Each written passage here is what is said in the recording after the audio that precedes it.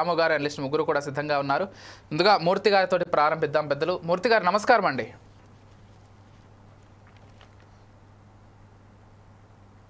నమస్తే విజయ్. నమస్తే నమస్తే. నేను అన్నట్లుగా అంటే యూదుల విషయానికి లేకపోతే ఇజ్రాయేలీల విషయానికి వస్తే మొదట్లో అంటే ఎప్పుడో క్రిస్టియన్స్ లేకపోతే క్రిస్టియానిటీ వల్ల కొంత ఇబ్బందులు పడ్డారు.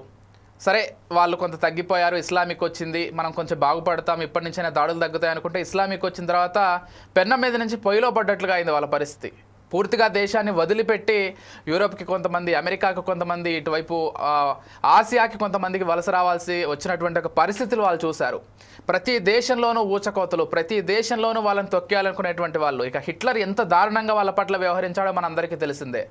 ఇవన్నీ చూస్తూ వచ్చారు. నాకు తెలిసినంత వరకు వాళ్ళు ఇటీవల కాలంలో కూడా ఒక కామెంట్ చేశారు, కేవలం భారతదేశంలోనే మేము కొంత సురక్షితంగా ఉండగలిగాము, కొంత సుఖవంతమైన జీవితం జీవించగలిగాము, కానీ ప్రపంచంలో ఎక్కడా కూడా మాకు ప్రతి చోట కూడా వ్యతిరేకత ఎదురైందని ఇజ్రాయేలీలు రీసెంట్గా కూడా చెప్పినటువంటి ఒక తరుణాన్ని మనం అర్థం చేసుకోవాలి. సరే, ప్రస్తుత విషయానికి వచ్చేసరికి ఇరాన్ వర్సెస్ ఇజ్రాయెల్గా ఉంది. దాదాపు ఆ దేశం చుట్టూ ఉన్నటువంటి దేశాలు కూడా శత్రు దేశాలుగానే పరిగణించాల్సి ఉంటుంది. ఈజిప్ట్ కావచ్చు, లెబనాన్ కావచ్చు, ఇవన్నీ వీటన్నిటిని ఎదుర్కొని చాలా ధైర్యంగా నిలబడగలిగినటువంటి దేశంగా దాన్ని భావించాలి. అత్యంత తక్కువ జనాభాతో మళ్ళీ అసలు ఏంటి ఇప్పుడు ఏం జరుగుతోంది? న్యూక్లియర్ వ్యవస్థని మేము పూర్తిగా ఏర్పాటు చేయదలుచుకోలేదు, అపోహతోటే ఈ విధంగా చేయడం కరెక్ట్ కాదని ఇరాన్ చెబుతోంది. లేదు, వాళ్ళు న్యూక్లియర్ వ్యవస్థను ఏర్పాటు చేసుకోవాలనుకుంటున్నారు, అందుకే యురేనియాన్ని తవ్వితీస్తున్నారు అనేది ఇజ్రాయిల్ వాదన. ఏం జరుగుతోంది, ఎలా చూడాలి ఈ యుద్ధాన్ని? ముందుగా ప్యానెల్లో ఉన్న పెద్దలు, అదే విధంగా మీ అందరికీ నమస్కారం.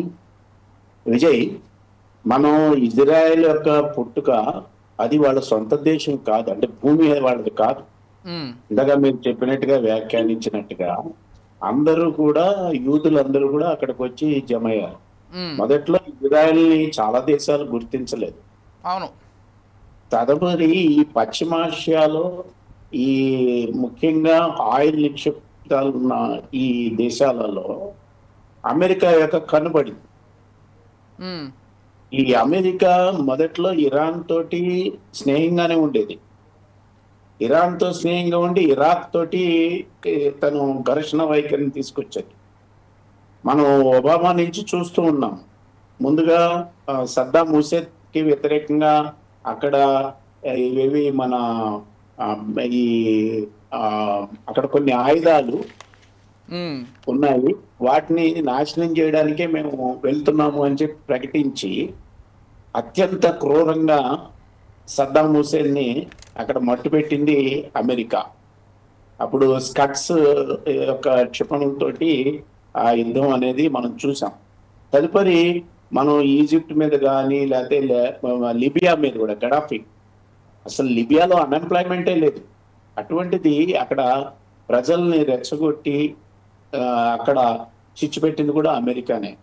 ఇప్పుడు ఇజ్రాయెల్ని కూడా ఒక పక్కనే మీరు అణు అస్త్రాలని కనుక మీరు సరెండర్ చేస్తే అంటే ఇరాన్కి చెప్తూ ఉన్నది అమెరికా, ఈ యుద్ధాన్ని ఆపించేస్తానని అంటుంది. ఇదంతా కూడా అమెరికా చేస్తున్న సృష్టి. ఎందుకనంటే ప్రపంచంలో అత్యంత ఆయుధాలు కలిగి వాటిని, ఆ ఆయుధాలని దేశాలకి సప్లై చేసి యుద్ధాలు సృష్టించడంలో అమెరికా అందివేసింది. మొన్నటిదాకా మనకి పాకిస్తాన్కి మనకి మధ్య మనకి రష్యా రక్షణ కవచంగా నిలబడితే అమెరికా పాకిస్తాన్కి నిలబడుతూ వచ్చింది. అందుకని అమెరికా ఇప్పుడు మన ఈ అధ్యక్షుడు కూడా చెప్తూ ఉన్నాడు, ఈనాటికి కూడా చెప్తూ ఉన్నాడు, భారతదేశంకి పాకిస్తాన్కి మధ్యన యుద్ధాన్ని నేనే ఆపించానని ఇప్పుడు కూడా మళ్ళీ ఆయన ప్రకటన చేస్తున్నాడు ఈ సందర్భంగా.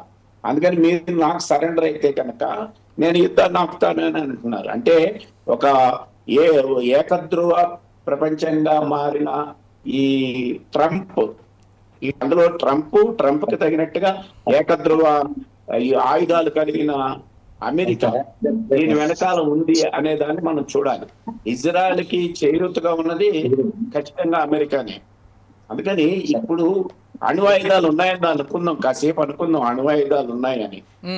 ఇజ్రాయెల్ ఎవరు? ఇజ్రాయెల్కి ఏం పెత్తనం ఉంది? ఇజ్రాయెల్కి ఏం అవసరం? ఇజ్రాయెల్ ఏమన్నా ప్రపంచ అధిపత? ఈ మొత్తం ప్రపంచంలో ఎవరి దగ్గర అణువాయుధాలు ఉన్నాయి వాళ్ళందరినీ నిరోధించడానికి ఆవిడకి ఎవరైనా ఆ దేశానికి ఎవడైనా సర్టిఫికెట్ ఇచ్చాడా, లేకపోతే అధికారం ఇచ్చాడా? ఏ విధంగా అనుకుంటూ ఉంటుంది? ఇప్పుడు ఉక్రెయిన్ అదేవిధంగా రష్యా మధ్యలో కూడా చిచ్చు పెట్టింది అమెరికానే. అమెరికా సిఐఏని అక్కడికి పంపించింది.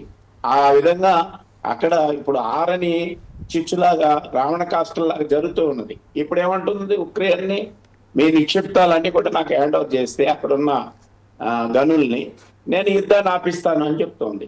ఆ విధంగా అమెరికా తన యొక్క వ్యాపారాన్ని పెంచుకోవడానికి ఏ విధంగా అయితే ఒక బస్తీలో గూండా ఆయుధాలు కలిగి ప్రజల్ని అల్లకల్లోలం చేస్తాడో ఆ విధంగా అమెరికా ఈ రోజుని ఈ మొత్తం యుద్ధాల వెనకాల ఉన్నదంతా అమెరికా యొక్క వ్యూహం అని మనం అర్థం చేసుకోవాలి.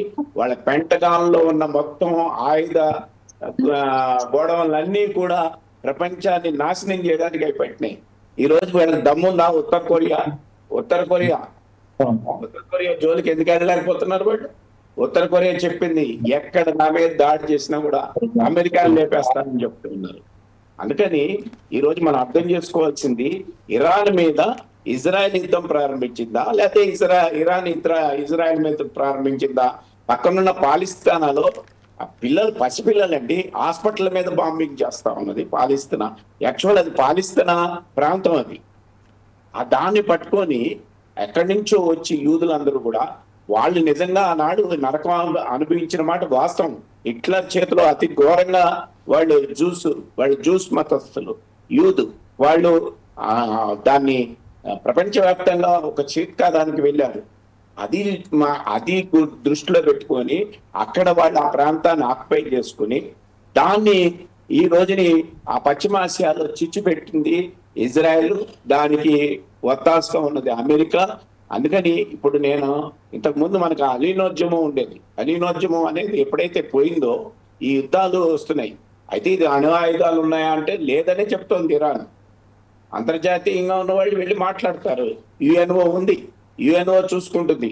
ఎవరిచ్చారు ఇజ్రాయెల్కి ఈ పెత్తనం? అందుకని ఇజ్రాయెలే ఈ యుద్ధాలకి కారణం, ఈ విధ్వంసానికి కూడా ఇజ్రాయెలే కారణం. దాని వెనకాల ప్రపంచంలో ఏకధ్రువ సామ్రాజ్యవాదంగా ఉన్న అమెరికాయే దీనికి కారణం అని చెప్పి మనం చెప్పుకోవాల్సిన అవసరం ఉందని చెప్పి నేను భావిస్తాను. ఓకే మూర్తి గారు. సో